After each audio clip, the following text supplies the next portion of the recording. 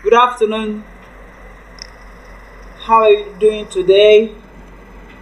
Happy weekend, everyone. Do have a wonderful weekend. Today, we commence, shall be starting from where we stopped last week. Time Charter Party.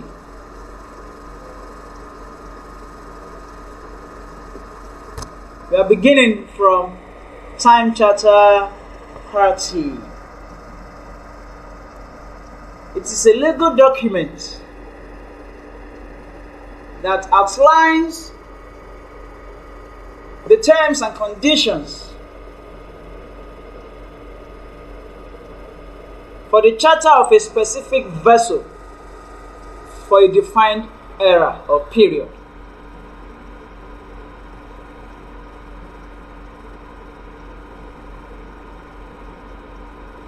Unlike a voyage charter party, which is focused on a single voyage,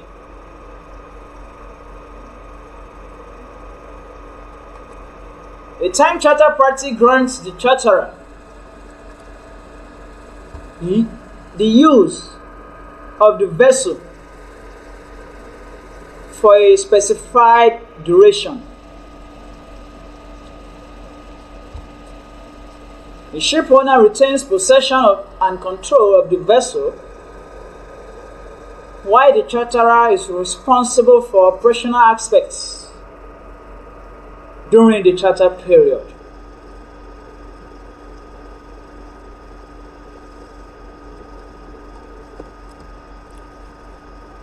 As the name suggests,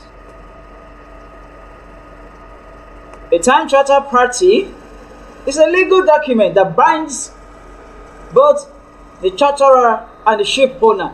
It clearly specifies, it clearly outlines, it clearly spells out the terms and conditions, the do's and don'ts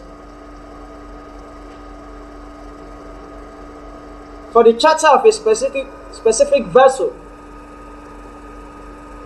This is the person that wish to rent a ship or a vessel for a specific period, for a defined period of time.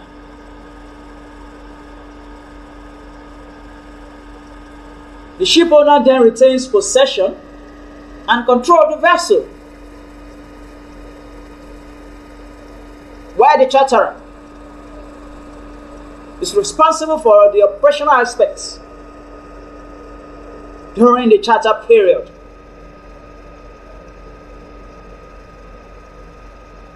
Now I want to talk about the key elements typically covered in a time charter party.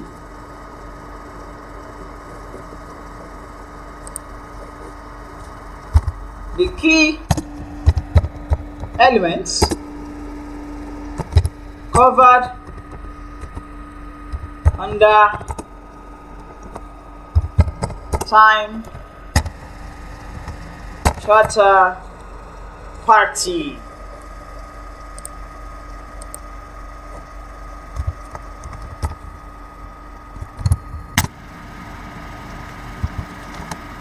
One, we have the vessel details.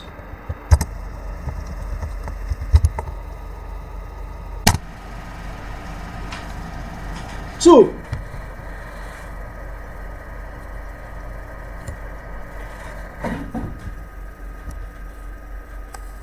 we have the owners and charterers.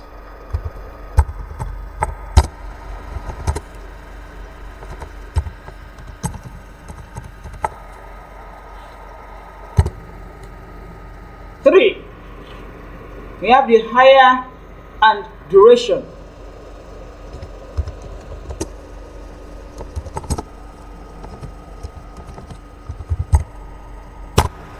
Four, we have the delivery and redelivery.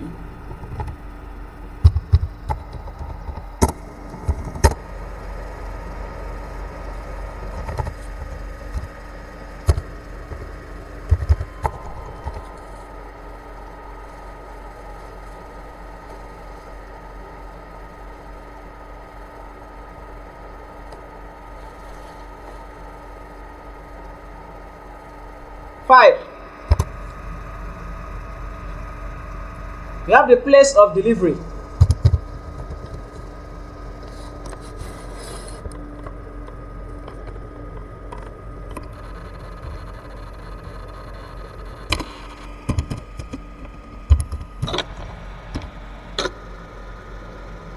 Place of delivery or redelivery. Also, we have the LACAN. It's a short abbreviation of a definite word. 7. We have the payment terms.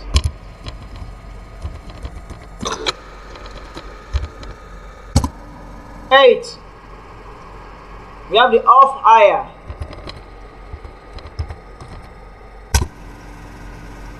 9. We have the bunkers.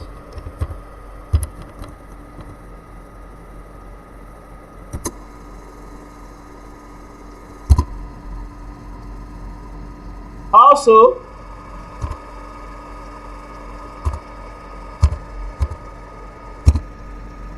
we have maintenance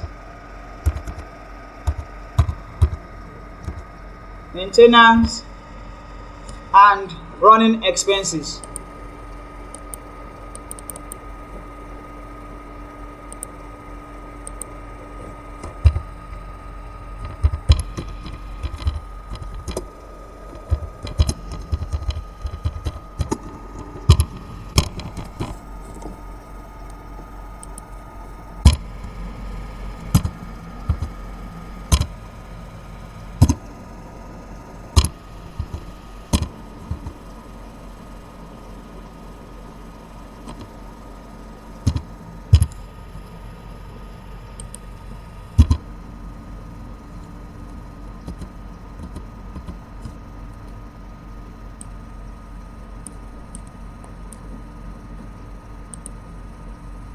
These are some of the key elements covered under time charter party.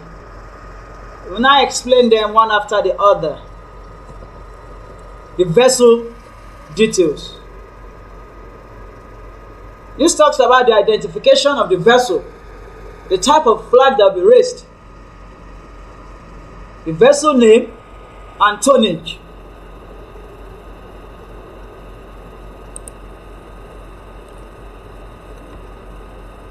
The vessel details again talks about the identification of the vessel, the owner of the vessel, as well as the charterer should be able to identify the exact vessel in use or that will be used, including its name. The name must be boldly written on the vessel, on the ship.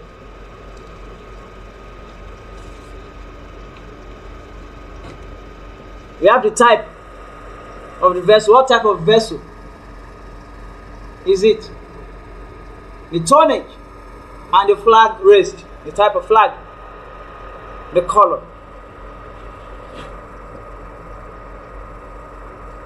Next is the owners and charterers. The owners and charterers. This talks about the name and details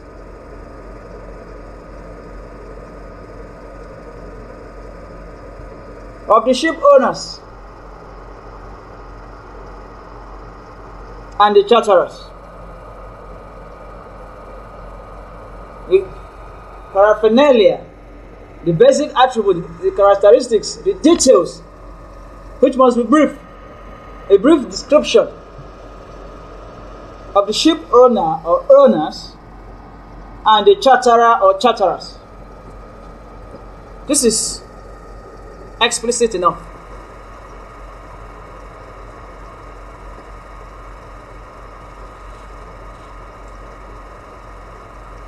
We have the hire and duration.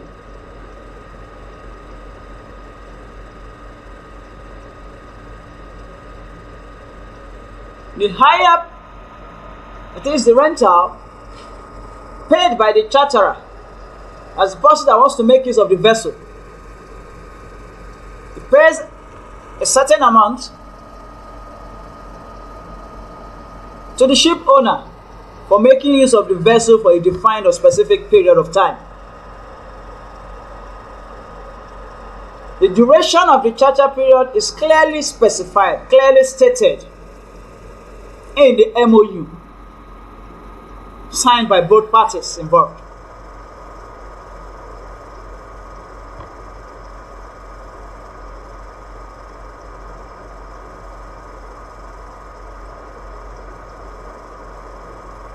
Just like you want to make use of an equipment, or you want to make use of anything, you want to rent a hall, you're going to pay.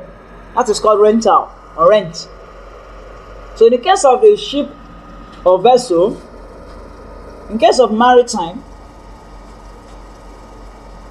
a definite amount is paid by the charterer to the ship owner for making use of his or her vessel for a defined or specific period of time,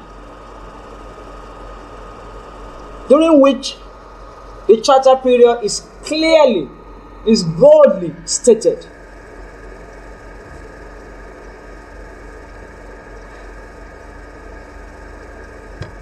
Next is delivery and redelivery.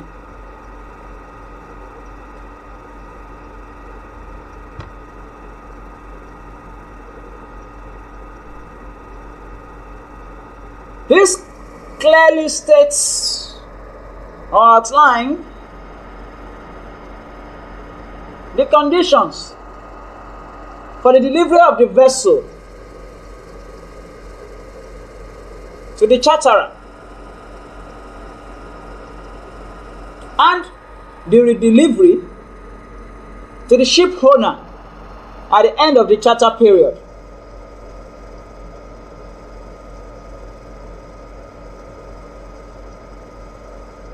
States, it carefully describes the parameters, the conditions, the situations, the reason behind the delivery of the vessel to the charterer. Now, after the charterer might have made use of the vessel, he or she then redeliver the vessel back to the ship owner at the end of the charter period as agreed upon by both parties or as stated in their terms and conditions. This is straightforward.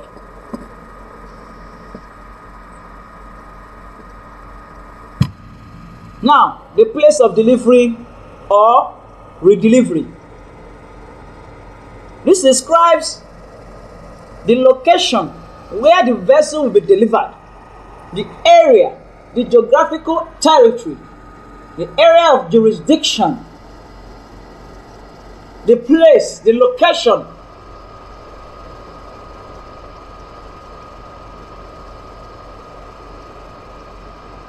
where the vessel will be delivered to the charterer at the beginning, at the start, at the commencement of the charter.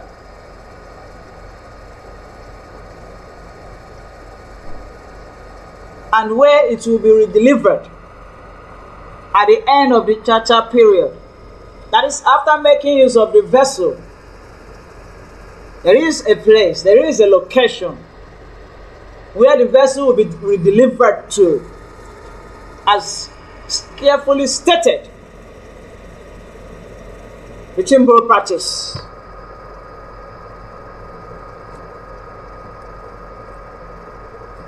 This is the Lacan mentioned earlier.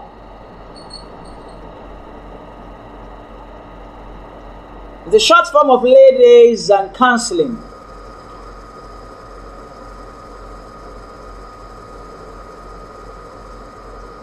It refers to the agreed upon period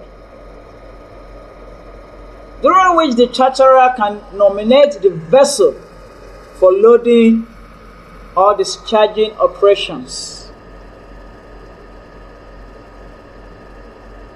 Lay days are the specific days.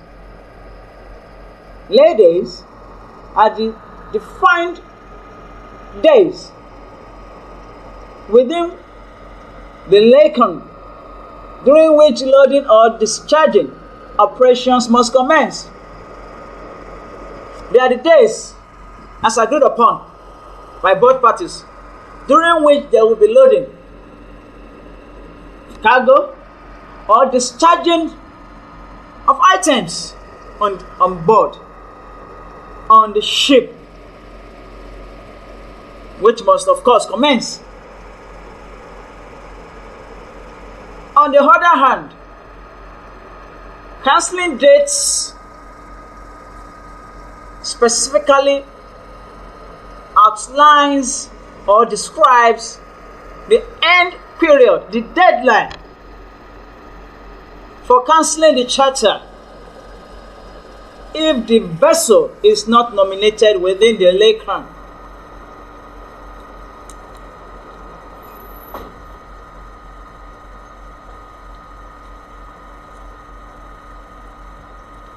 It describes and specifies the exact period, the exact time, and we come to an end for a definite charter to be cancelled if the vessel is not nominated within the lacon. Lacon is a short form of lay days and cancelling.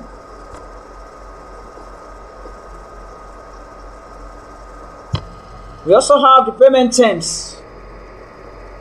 Here, this describes the details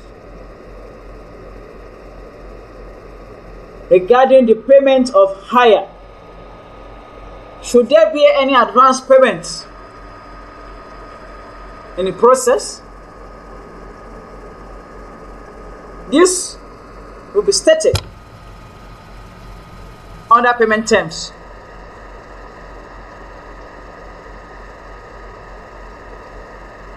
The type of currency, the exact currency in which payments are to be made, whether in dollars, pounds, euro, naira, sefa, cedis, or riyal, as the case may be. Payment is typically made in regular installments throughout the charter period. This is permissible. Payment terms again describes the details regarding the payment of hire. Where possible, advance payments and the exact currency as agreed upon in which payments are to be made.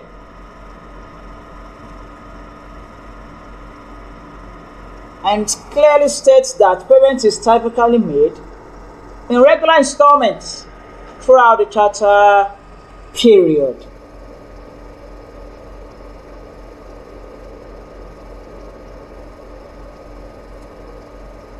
Of hire.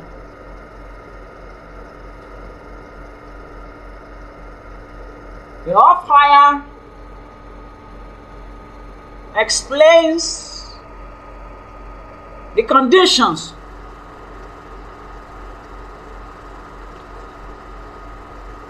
under which the vessel may be declared off hire, relieving the charterer of the obligation to pay hire during certain circumstances, such as dry docking or repairs.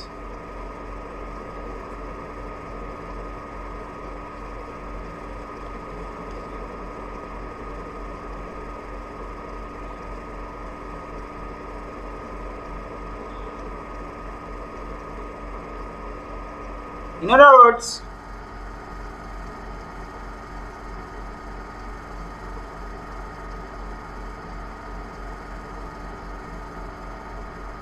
off hire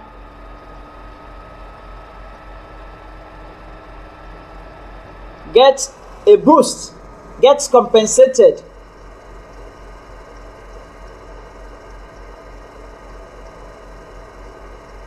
During certain circumstances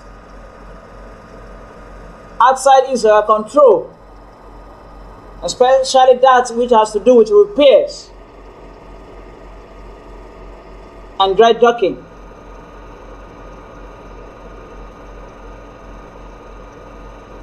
It relieves the charterer of a definite obligation.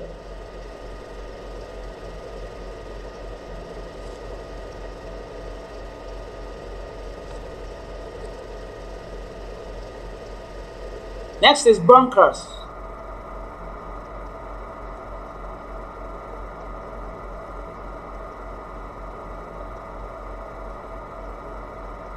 Specification of the party responsible for providing and paying for fuel. The charterer often bears the cost of fuel, but the charter party will outline the terms. Essentially, this key element states the type of party that will be responsible for the provision and payment of fuel.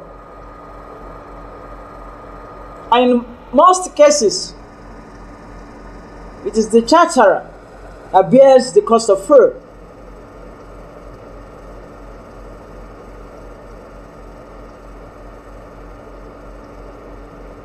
But the charter party will definitely outline the terms under this definite component or element.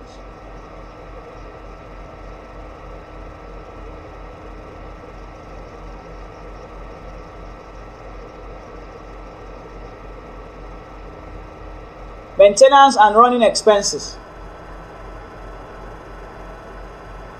This talks about the allocation of responsibilities for routine maintenance, day-to-day maintenance, routine check,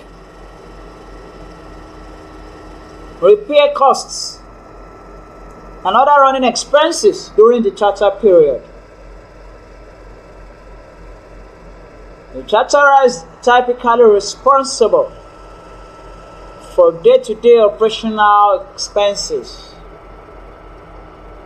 This defines the allocation of responsibilities for routine maintenance. If should any maintenance come in or set in or come into play, this concept allocates responsibilities. Oh, it's going to be the duty or responsibility of the charterer or the ship owner or vessel owner. Repair costs. Who will bear the cost for repairs? Will it be the charterer or will it be the vessel owner or ship owner? And other running expenses as may be specified during that period.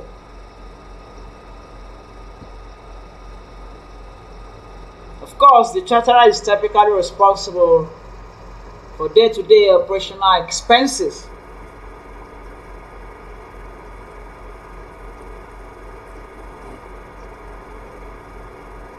We also have the employment of vessel. We have the cancellation clause as well. Now let's talk about the employment of vessel. This clearly defines the purpose for which the vessel will be employed or used during the charter period.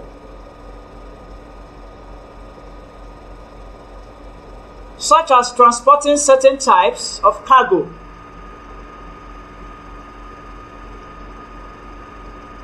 or engaging in specific trade routes.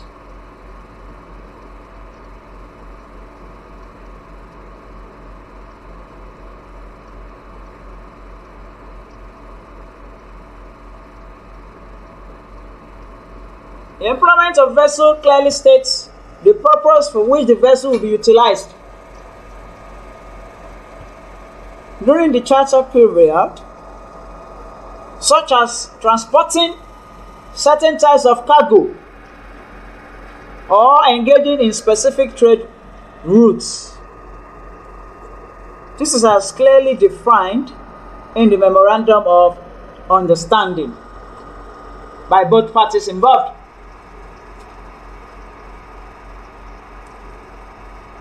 They have the cancellation clause.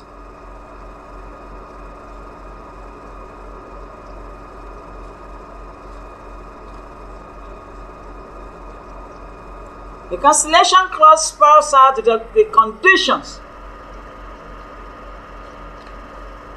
under which either party can cancel, exterminate, or terminate the charter, including any penalties or compensation.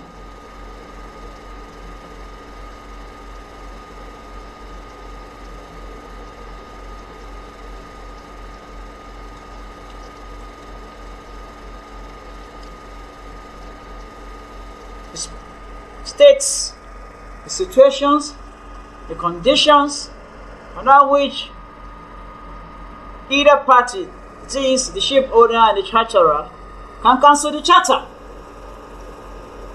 And should there be anything of such, penalties or compensation will then set in.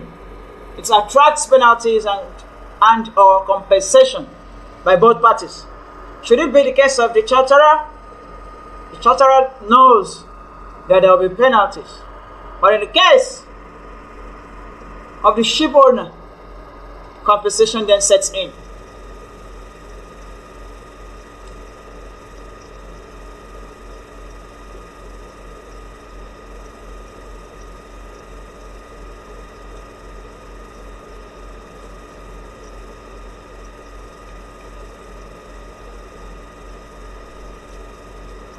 Law and arbitration.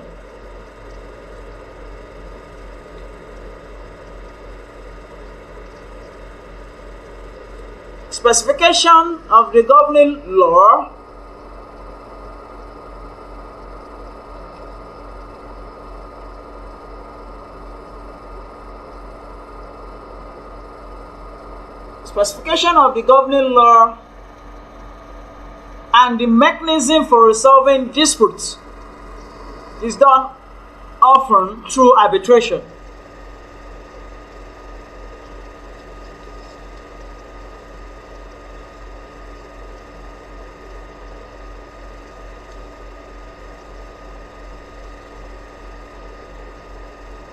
Should there be any disputes, a law has been made to be followed strictly.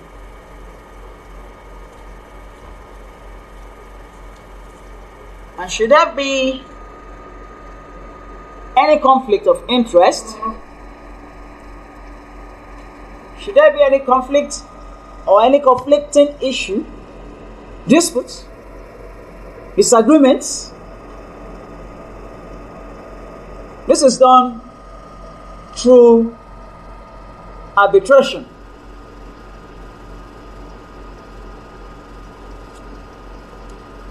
This is simple and straightforward to comprehend.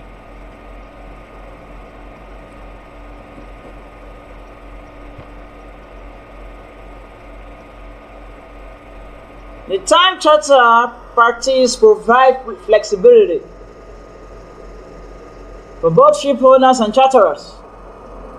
The ship owner receives a steady income stream over the charter period, while the charterer gains control of the vessel for a specified duration without the long-term commitment associated with vessel ownership.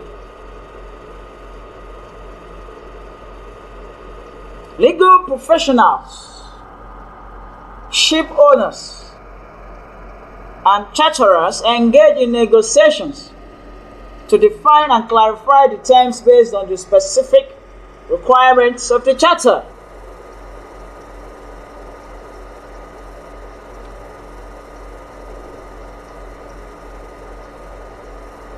The time charter practice provides flexibility for both ship owners and charterers.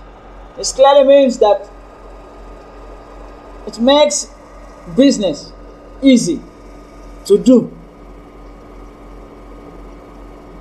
allowing both parties to flow, allowing both parties to express themselves, allowing both parties to thrive, allowing both parties to conduct and transact business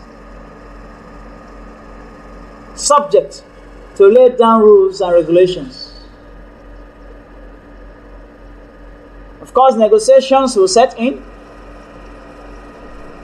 will clarify basic terms based on the legal framework, the requirements of the charter.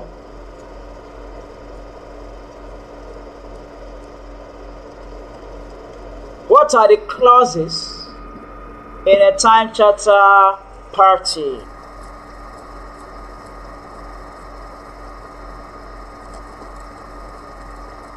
One. Before then, let us talk about the clauses. What does it mean? A time charter party includes various clauses that defines the rights, responsibilities, and obligations of both the ship owner and the charterer during the charter period. The specific terms can be based. The specific terms can vary, of course, based on negotiations between the parties, the type of vessel in use, and the intended use.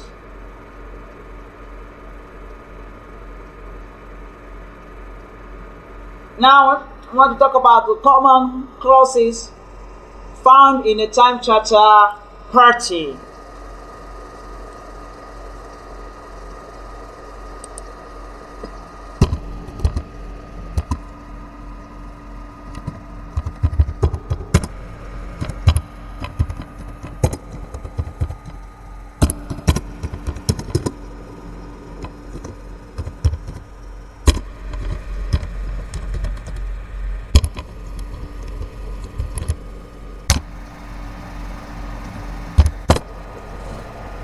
Common clauses found in a time charter party.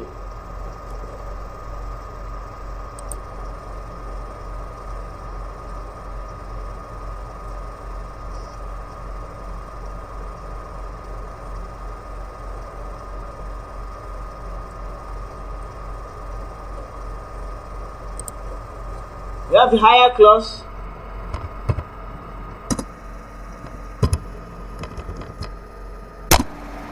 We have the duration.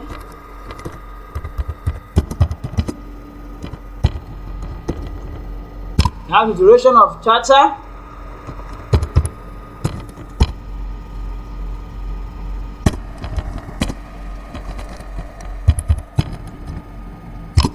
We have the delivery and redelivery. Let me start with those three first, and then we'll move gradually to others.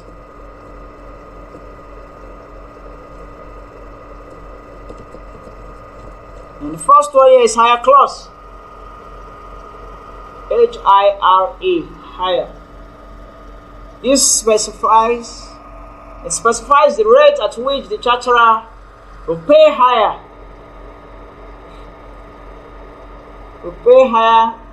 To the ship owner for the use of the vessel. The calculation will be based on a daily or monthly rate.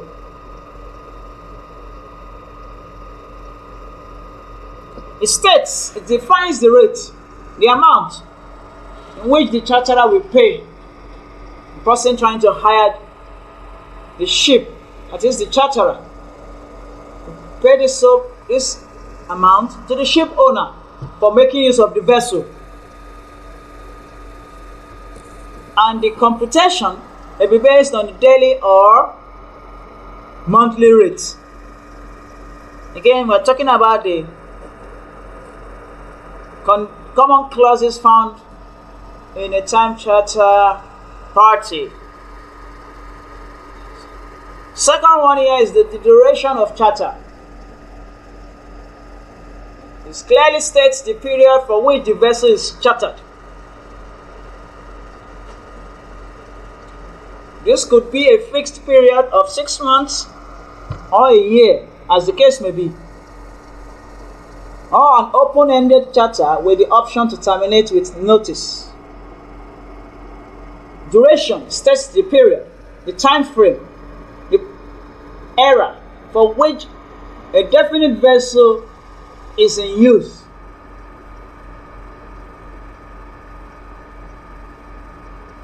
In other words, it could be a fixed period of 6 months, a year, more or less, or an open-ended charter with the option to terminate with a notice. This is important. The next one is delivery and redelivery clause. Delivery and redelivery clauses. The delivery and redelivery clauses outlines the conditions and procedures for delivering the vessel to the charterer at the beginning of the charter period and redelivering it to the ship owner at the end of the charter. What are the procedures? What are the conditions? What are the rules? What are the laid down rules for delivering a vessel to the charterer at the beginning of the charter period? It also says the clauses for redelivering same back to the ship owner at the end of the charter period. Simple and straightforward. The fourth one here is the laycan.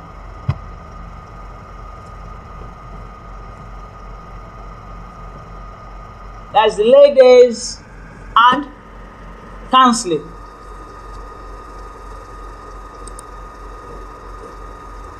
Laycan.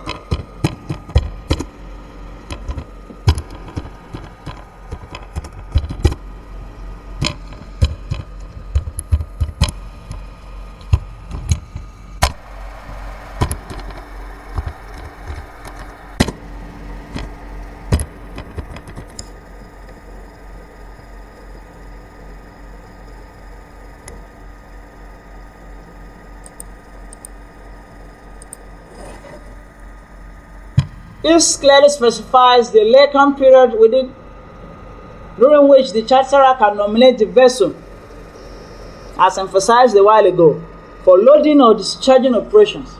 The lay days here are the specific days within the laycan during which loading or discharging must commence. The cancelling date sets out the deadline for cancelling the charter if the vessel is not nominated within the laycan.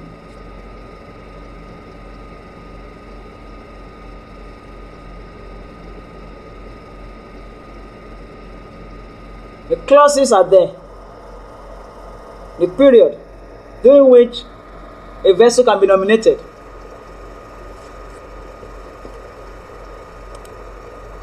I'm still talking about point 4, laycan, that is the lay days and cancelling.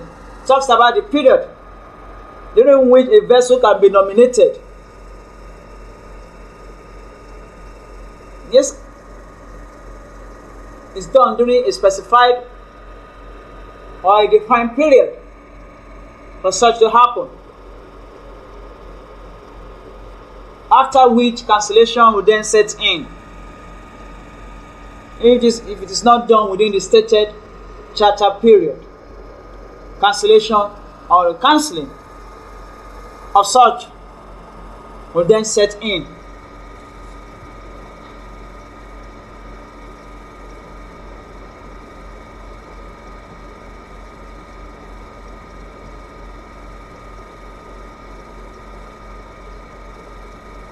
We have the off-hire clause.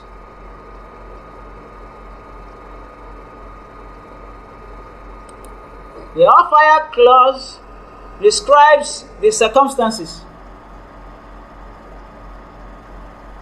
under which the vessel may be declared off hire, relieving the charterer of the obligation to pay the hire.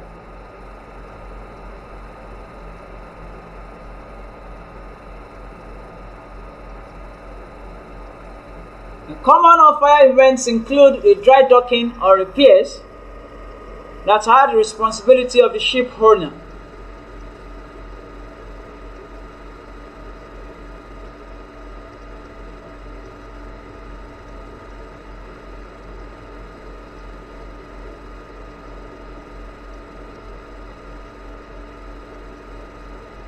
The off-hire again describes the circumstances under which the vessel may be declared off-hire, relieving the charterer of the obligation to pay for the hire. And common off-hire events include dry docking or repairs. Should there be any repairs, it's the responsibility of the ship owner in this case to do the needful.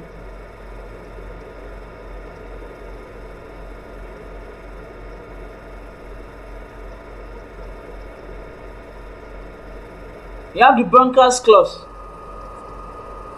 It describes or determines which party is responsible for providing and paying for fuel. The charterer typically bears the cost of fuel, and the clause specifies the quantity and quality of bunkers at the start and end of the charter period. This clause describes the party that will be involved in the provision and payment for fuel. This is clearly identified, this is clearly stated in the terms. And in most cases, the charterer bears the cost. Essentially, the clause specifies the quantity and quality of bunkers at the start and end of the charter period.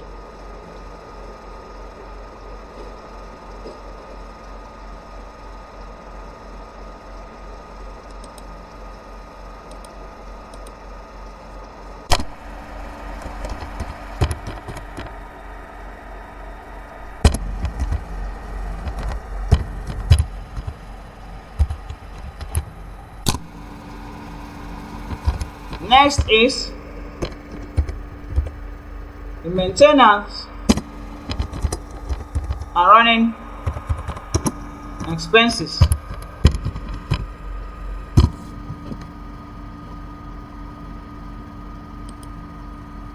Maintenance and running expenses explains the allocation of responsibilities for routine checks, routine maintenance, and repairs,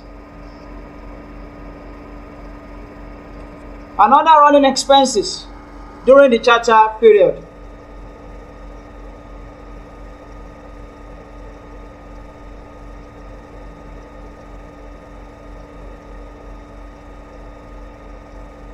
The charterer is often responsible for day-to-day operational expenses.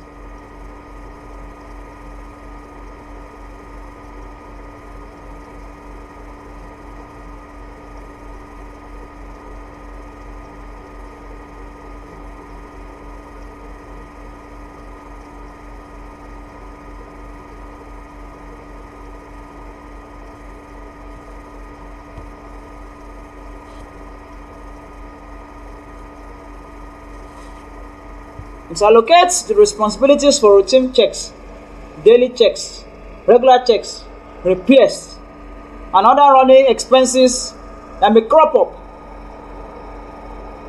during the charter period.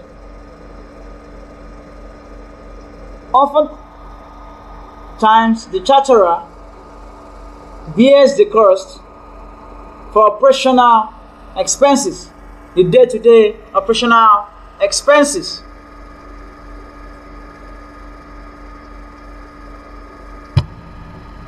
We also have employment of vessel clause, cancellation clause, war risk clause, insurance clause, law and arbitration clause.